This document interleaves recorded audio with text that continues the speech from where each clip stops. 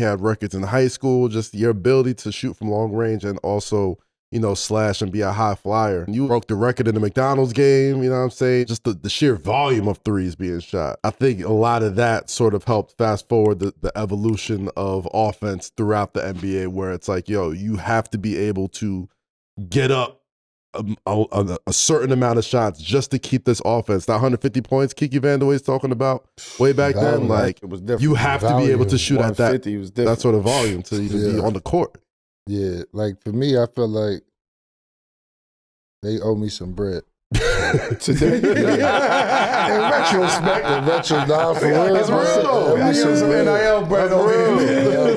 They owe me some bread because there's, like, for me, like, you got killed for that, Champ. We talk about it all the time. Like, it's just being born in the wrong era in a certain sense. Like, it's just the way the game is, and I'm happy to see it go that way. But I'm also actually sad too, because it's like there's so many different ways to play the game, and we don't accept or appreciate all of the ways and facets of playing it. Like what Golden State has done has been amazing, but you can't put that same system in everybody's situation. Like I love the 90s era where teams will try to manage it to 85, 90 points, whatever. But I also love the run and gun where it go 110 to 120. But it's all with the makeup of your team, everybody's team ain't like supposed to be made up like that. Like all these dudes go in these workouts and working on the same shit. It's just like you just see the same player over and over and over again. You go at some point you just get lost and like you just pick the one you like, opposed to who's really good. Right. Yeah. So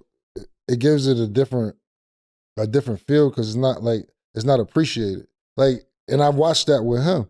Like you watch the like somebody discredit a certain type of way of play that really works and is really efficient and is really good, but because the league is. They quote unquote, it says the league changes. The league don't have to change. The teams can change. The team can change dynamic. You can change front office. You can change personnel. You can change players. You can change schemes. You can change packages. But the game is still the same. The game and the object of the game is to put the ball in the hole and to stop the next team from doing so. If you're one of the greatest to ever do that, how can you not be in a situation to where you can do that? Don't make sense. If I can outshoot somebody 95% if I'm a part of 1% of the population and I can do this one thing amazingly well, why would you go outside that and go find somebody who who could potentially do it. But not even that. Younger. You know who can't do it. Yeah. And they still like, it's what you know how it is, but it is what it is. Hey, man. But you one of them dudes, man, I ain't gonna hold you that early. Like you said, the league owe you some bread, champ, because there's shots that you've took, bro, that I've been sitting in my living room smoking on an exotic, you know what I'm saying? And I'm just like, damn, we pulling it from there. And another thing that I always wanted to ask you was, you always got labeled as a streaky shooter. And in my head, I'm like, that don't make no sense. Cause like you put, like when you shoot, like you either make or miss, dog. Like what's a streaky, you know what I mean? Like Lou Dort is a streaky shooter. Right. Like there's no disrespect, but he's a streaky shooter. Somebody who may hit a shot here, who may get hot a game here. That's considered a streaky shooter.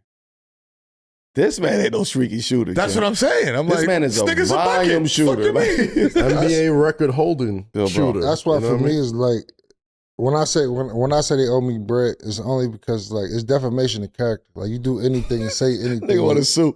No, but we'll talk. If you really think about it, like bro, if you sitting here, like I've really got people who come up to me and like meet me in the airports or on the golf course and shit like that, and be like, damn, bro, I did not know you was like this. It was just like, you thought I was an asshole, bro? Like, you just thought I was just some wild motherfucker who just walk around with no shirt on, drinking Henny for real? That's crazy. Like, damn, dog. Like, yeah, we all kind of throw a little bit. But it's like, it's crazy because it's like it leads people to believe like this motherfucker ain't got no home training. Like, you ain't got no, like I was raised, I came from somewhere. Like my parents did right by me. Like I have manners and a certain perspective and outlook on life. Like it may not match up to yours or even the way I play the game, but the way people, especially in media, the way you can destroy somebody's character without meeting them just by hearsay is crazy. Yeah. Like it's so many people who like in different brands and shit. Like when you get out of basketball, you really understand it because like I can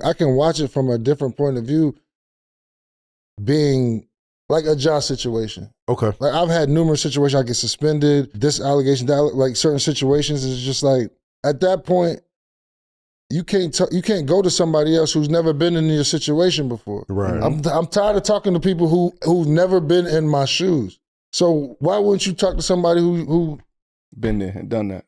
Right. Yeah. Yeah. And that's the real game that we got to give back, opposed to just filling everybody's head up like, nah, you good, shorty. You got your own kicks. This and the third. Like, no, bro. You need to talk to somebody.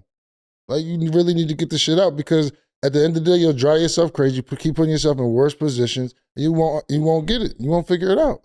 You'll be out the league trying to get back in and be in a terrible situation, bro. And I've seen it. I'm a product of the environment. Right. Because even still to this day, this would have been what? This is Brown, what, 22?